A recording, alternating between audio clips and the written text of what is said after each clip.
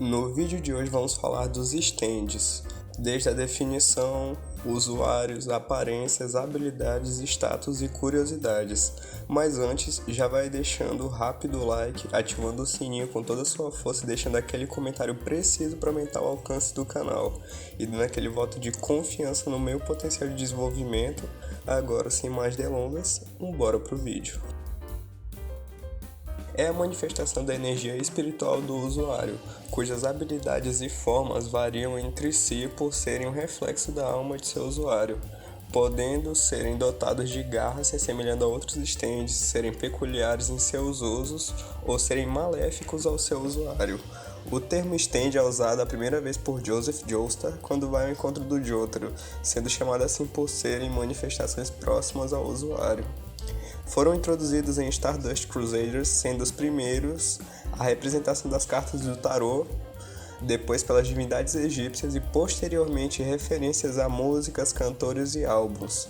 Os stands estão ligados a um vírus alienígena contido na rocha de um meteorito que caiu em Cape York, na Groenlândia. É explicado que o vírus pode infectar pessoas e na maioria das vezes matá-las, mas os poucos que sobreviveram receberam a habilidade stand. Somente pessoas podem ter um stand? Não. Já foram mostrados animais e até plantas que têm stands. Por serem ligados ao usuário, caso o stand sofra danos, eles serão sentidos pelo usuário e vice-versa, com exceção se o stand for automático ou for vinculado a algo. Quando o usuário morre, o stand desaparece, a menos que seja um caso excepcional. Por ser intimamente ligado ao usuário, o stand obedece a todas as ordens e tenta cumpri-las dadas as suas capacidades. No máximo, o stand aconselha o usuário, mas cumpre a ordem igualmente, e protege o usuário instintivamente. Mas ainda assim existem casos de stands que não obedecem seus usuários, como o caso do Superfly e o stand da Holy. Uma pessoa só pode ter um stand e raramente usuários podem ter stands parecidos, como no caso dos irmãos Darby e dos ratos da parte 4. Podemos classificá-los em humanoides naturais. Se caracterizam por terem semelhanças a seres humanos como braços, pernas, olhos e bocas funcionais. A exemplo temos o Star Platinum, o Crazy Diamond e o Heaven's Door. No segundo caso temos os humanoides artificiais. Apesar de terem corpos semelhantes a humanoides, possuem traços robóticos ou artificiais que os diferem, tendo a aparência que lembram robôs, ciborgues ou androides. Como exemplos, temos o Moody Blues, o Silver Chariot e o Hierophant Green. O terceiro caso são de não humanoides. São stands que, embora não sejam humanos, lembram outras formas de vida na natureza, como plantas, animais e outras coisas. A exemplo temos o Hermit Purple, que lembram vinhas, o Justice, que representa uma névoa, e o Stray Cat, que é ao mesmo tempo um animal, entre aspas, e uma planta. Ao quarto caso temos os artificiais não humanos, que são comparáveis a instrumentos ou objetos mecânicos. São colocados nessa categoria coisas que se assemelham a veículos, armas, ferramentas, etc. Como exemplo temos o Wheel of Fortune, que é um carro, o Strafe, que é basicamente um navio, e o Superfly, que é uma torre. E por último, os stands fenômeno, que não têm aparências claras ou são integrados ao usuário. Por exemplo, temos o Earth, Wind and Fire, do Mikitaka, o Knou e o Love Deluxe. As aparências dos stands são imutáveis? Não. Elas podem variar devido à idade do usuário, às evoluções no caso de stands em Atos e dos Requiems. A maioria dos stands não possuem personalidade, podendo até expressar emoções em sua face, mas fica implícito que essas emoções são do usuário e não deles. Uma pequena parcela é senciente e pode falar, como no caso da Spice Girl, do Echoes Act 3 e do White Snake, mas ainda assim obedecem seus usuários, e tem o caso do Anubis e do Chip Trick, que têm personalidades próprias que na história vão indo de desencontro com os seus usuários recentes. Habilidades dos stands em geral. Eles são invisíveis a pessoas normais. Se um estiver pegando alguma coisa, por exemplo, a pessoa só vai ver o objeto voar. E os seus efeitos também são invisíveis, como por exemplo o Magician's Red. Se ele estiver produzindo chamas, as chamas são invisíveis, mas o calor ainda é sentido pelas pessoas. Segundo, os stands só podem ser feridos por outros stands Curas e envelhecimentos afetam tanto o usuário quanto o stand.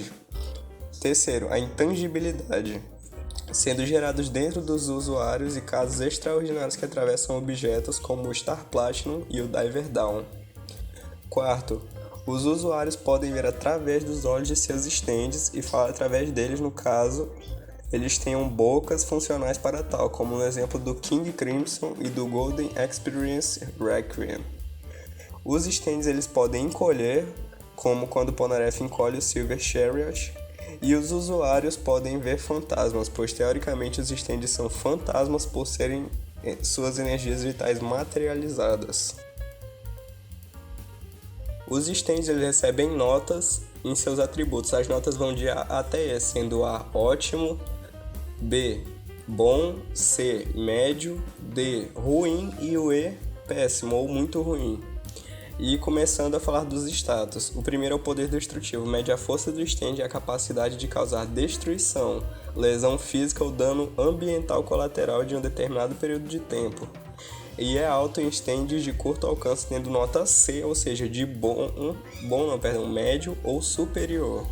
A velocidade mede a agilidade e os reflexos do stand, bem como a velocidade de desempenho. Isso também é normalmente avaliado bastante alto para stands de curto alcance. Às vezes é um atributo que pode ser aumentado com treinamento, e essa estatística ela também pode se referir à velocidade de ocorrência de uma habilidade, como no caso do White Snake, que recebe 1D em velocidade devido à sua névoa corrosiva, que é bem lenta em seu efeito. No caso do alcance, para determinar o alcance efetivo de um stand, até onde ele pode ir e usar o máximo do seu poder, eles podem ser divididos em stands de curto alcance, stands de longo alcance e stands cujo alcance é nulo e insignificante. A resistência/resiliência mede a duração de tempo que o stand pode se manter ativamente ou uma habilidade sua.